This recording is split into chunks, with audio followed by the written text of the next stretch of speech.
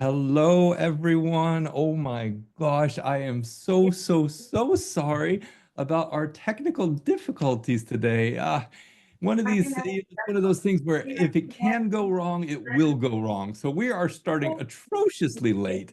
But we've got this wonderful backup solution here of Zoom, and I see that almost everyone who was originally joined in the Teams meeting is now here. And it's going to be a close, connected, awesome event, anyways. I'm going to give a few more minutes for people to start showing up, and then I'm going to turn the floor over to the wonderful, the amazing Javiera, who works at Descubreme, Fundación Descubreme. And they do just some phenomenal work. So welcome, welcome, welcome. Again, my sincerest apologies for the technical challenges. It's just been one of those days, as they say. I'm here based in Oslo, Norway, and I think everything that could go wrong has been going wrong.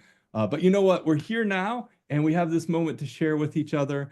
So I will now like to ask Javiera if she could say a few words on behalf of Fundación Descubreme and all of the wonderful and amazing things that are happening with them. Javiera, the floor is yours.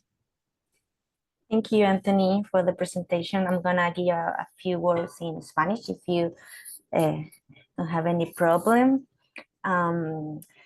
Buenos días o buenas tardes a todos y a todas las comunidades y organizaciones que nos visitan desde Latinoamérica. Como decía Anthony, tuvimos unos pequeños problemas técnicos, les pedimos mil disculpas por eso, pero afortunadamente ya podemos empezar y estamos muy contentos de esta instancia. Vale mencionar que Zero Project Iberoamérica es una iniciativa conjunta de Zero Project con Fundación Descúbreme en Chile para llevar el legado de Zero Project a la comunidad iberoamericana y hispanoparlante. También si tienen alguna duda o alguna sugerencia, estaremos felices de poder apoyarlos en nuestro idioma español. Vamos a dejarles acá en el chat todas nuestras redes de comunicación y muchas gracias por asistir al día de hoy. No queremos quitarle más tiempo a nuestros expositores, así que muchas gracias. Go ahead, Anthony. Thank you very much. Thank you so much. And every time I hear you speak Spanish, it makes my heart beat and it makes me want to learn Spanish. And I feel so ashamed that I'm coming at you only in English today. But you know what? It's still going to be a fantastic event. Again, I want to express my sincere apologies to everyone on this call. We've just had a domino effect of technical challenges. And good news is we're all here, we're all on Zoom, and this is going to be a fantastic session. So I'm going to start off by recognizing the absolutely amazing contribution of some really important institutions that have made this webinar possible. Top of my list is Essel Foundation, based in Vienna, Austria. They do amazing work empowering people with disabilities and have made all this possible. Fundación Descubreme, as I think a lot of us on this call know, doing wonderful work there in Latin America. Atos, a technical tech industry company based in Great Britain. GIZ, part of the German government, helping people around the world with disabilities achieve independence. Enable India, absolutely phenomenal change maker based there in India. And last but not least, we have my company, Inclusive Creation, based right here in Oslo, Norway. So I think my weather conditions here are very different than a lot of the folks on this call. Today it was minus 10 degrees Celsius outside, and we are just blanketed in snow. Without any further ado, we are going to jump in to really the highlights of how to manage your finances effectively when it comes to these social initiatives.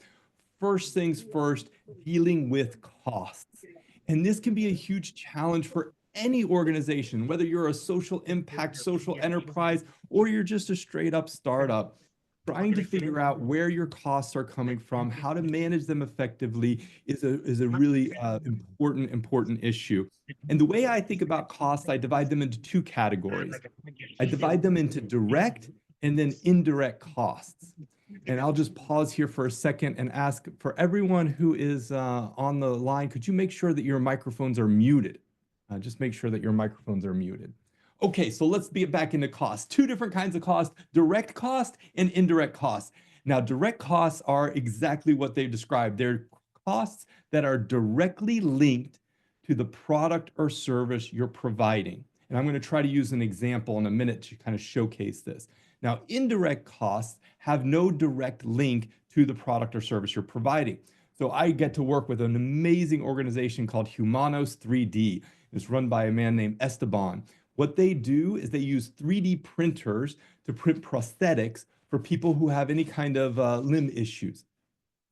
So the direct cost of producing those prosthetics are the filament that are used in the 3D printers, the 3D printers themselves, the labor, how much you pay the people to do the 3D printing.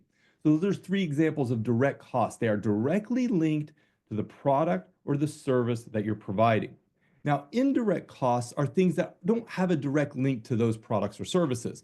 So these can be things like office space. So if you have an office for your entire team, it's not necessarily linked directly to the product or service you're providing. It's something that you need for the business regardless.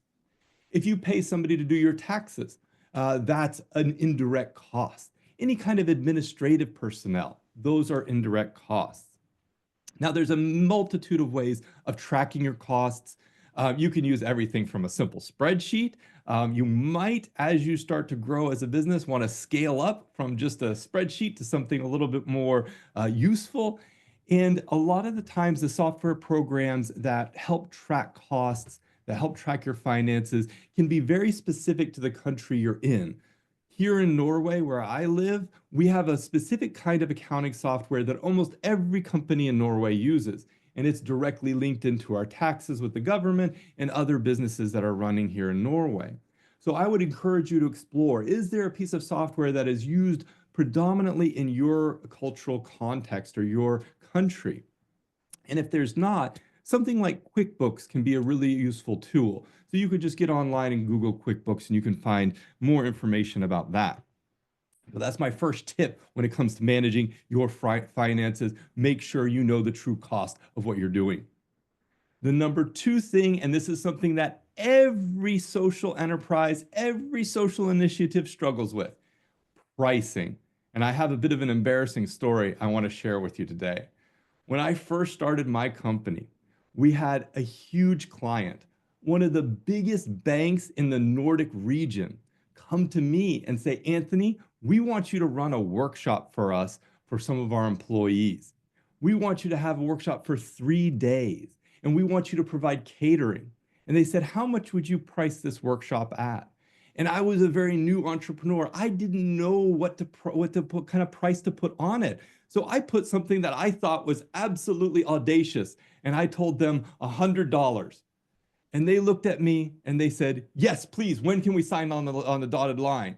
They were ready to jump on that $100 because it was beyond cheap for them.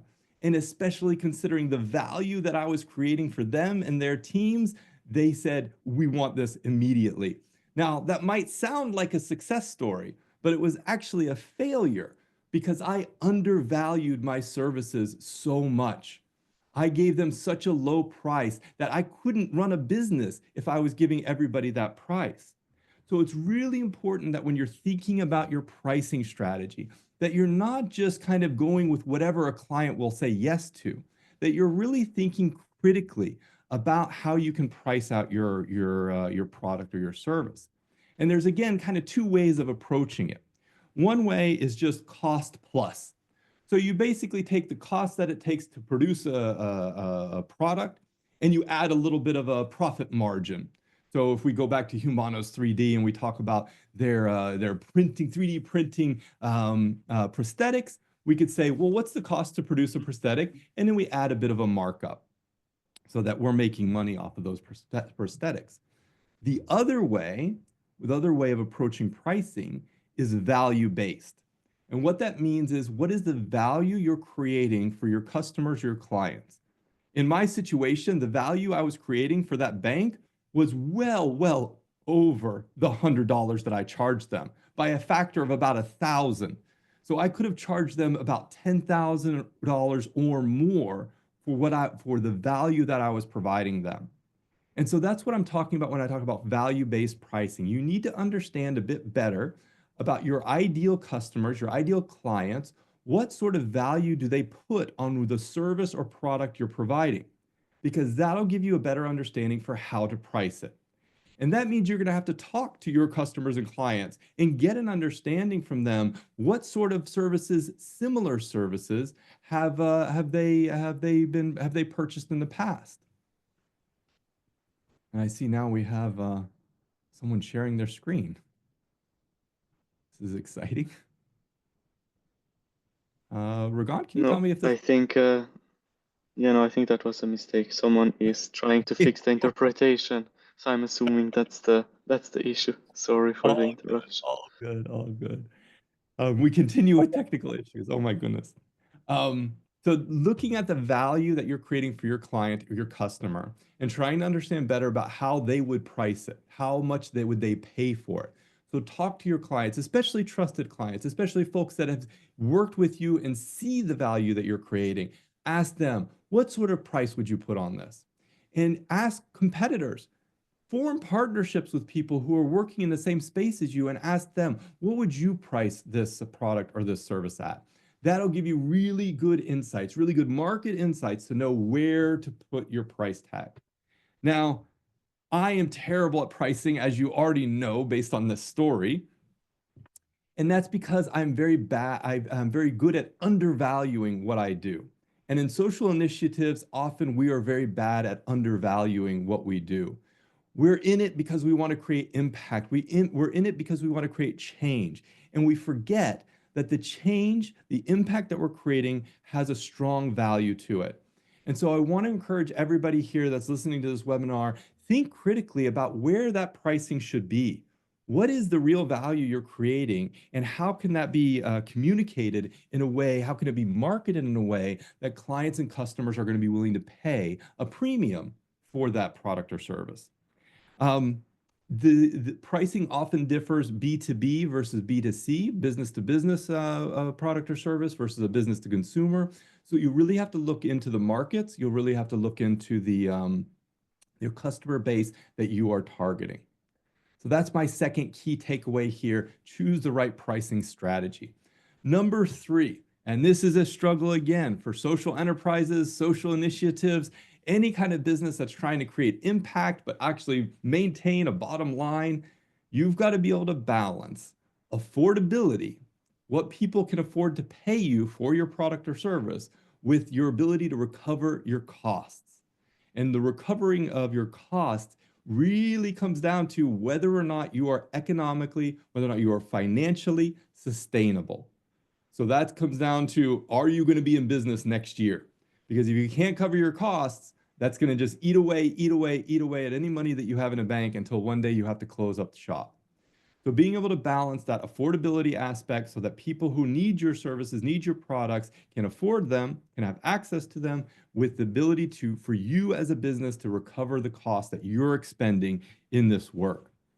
So this is a really important takeaway. I just want you to think about that and what that looks like in your industry, in your area.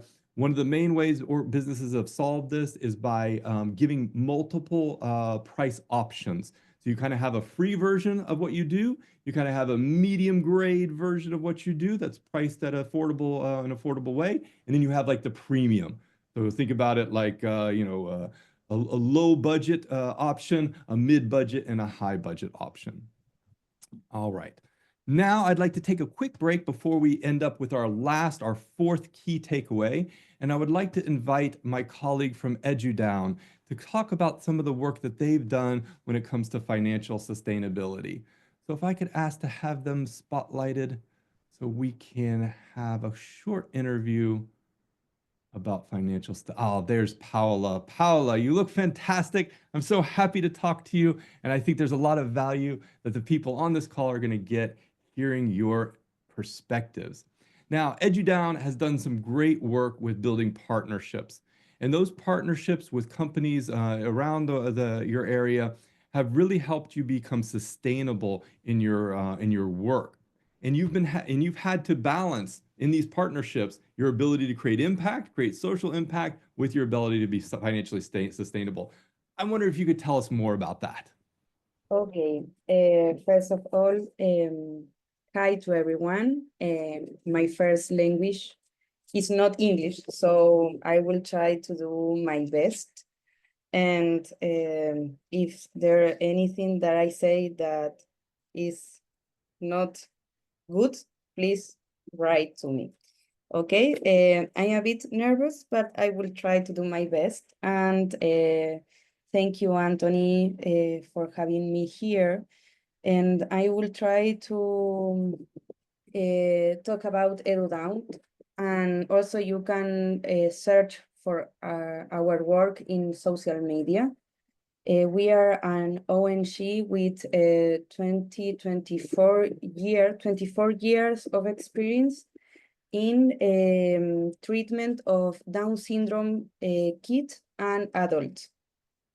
And all of our work is free for the family.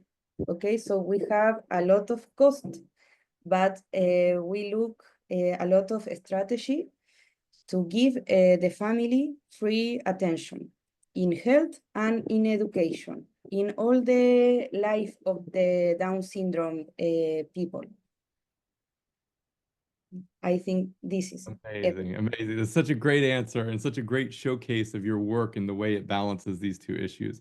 One of the challenges a lot of NGOs face is being able to look at social impact and finances.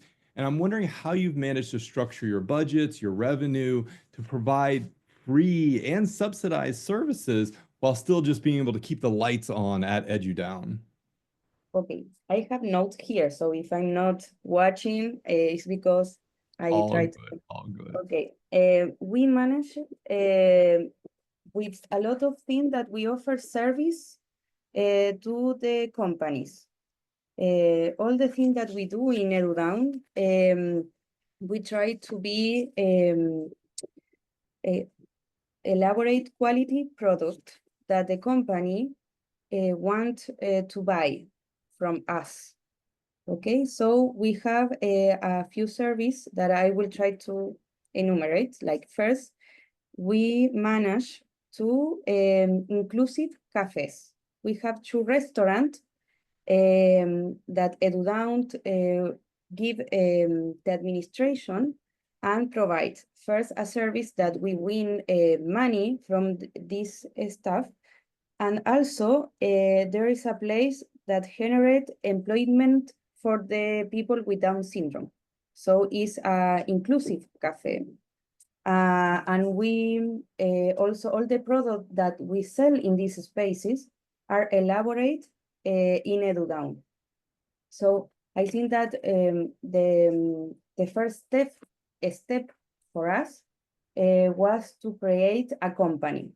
You know, we work as an ONG. EduDown is an ONG, but also in between, I don't know, like in the same street, we have a company. So we can generate money, and all the money of this company is destined, is go for the attention, the free attention of the people with Down syndrome. This is like the big step that we made, and that allows us to make and to do an other service. Like we have this cafe, but we also make coffee break, catering for the company. From the if they have like a breakfast, we make the coffee, and the Down syndrome people go there to work. Like it's not only make money. You have to generate employment, and we paid this worker as any in the same condition as anyone. Okay.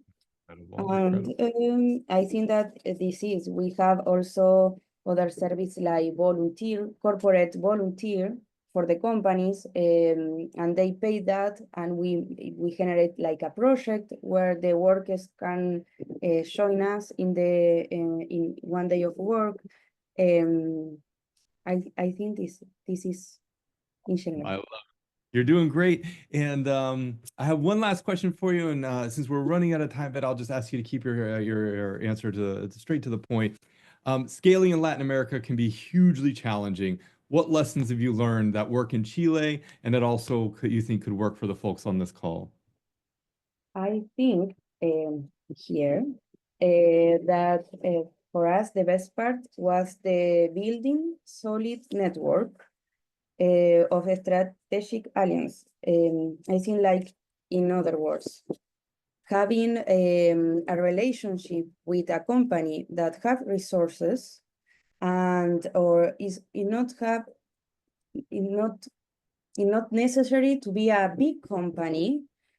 Sometime when we start, the families of our beneficiaries, like the family of the people with Down syndrome, also work in another places, and we start to make a diagnosis of where the families work, and if we can make an alliance, a network with them on the places where they were working.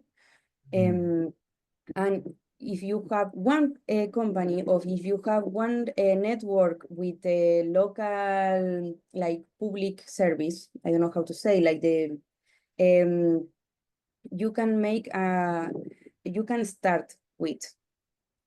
Okay, now we have been working a lot of year in this stuff of making like sustainability, like we sustain the ONG with this, but when we start, we were very little. Well, Paula, thank you so much. You are doing incredible work there in Latin America. As part of Scaling Solutions, we are so, so proud of you. And I can't wait to see what you do next. Really, really well done. Thank you. You're welcome. All right, last but certainly not least, we got your final tip here of the day. Adjust your pricing as you scale. This one's short and sweet because all you need to do is revisit your pricing as your company grows. Pricing is not something you set and forget. Pricing is something you have to relook at every year, every few months. Am I still in the right price category? Has our product improved in quality? Does it warrant a better price? Has our value increased? Does it warrant a higher price? Does it warrant a lower price? Have we been able to create economies of scale, produce at a larger quantity so our costs are down so that we can price it at a lower rate? That's all we have for today, folks. I'm really sorry again for the technical difficulties we had at the beginning, and I want to thank each and every one of you for being here today. Your time is the most precious commodity. I want to encourage every one of you to check out our website, scaling-solutions.zeroproject.org. This is an initiative by ESSEL Foundation, Fundación Descúbreme, ATOS, GIZ, Enable India, and my company, Inclusive Creation. Thank you guys so much. Thank you, sign language interpreters. You're doing amazing work. I can't believe how well you've stuck with this. And I hope everyone has a good morning, good afternoon, and a good evening. See you all soon.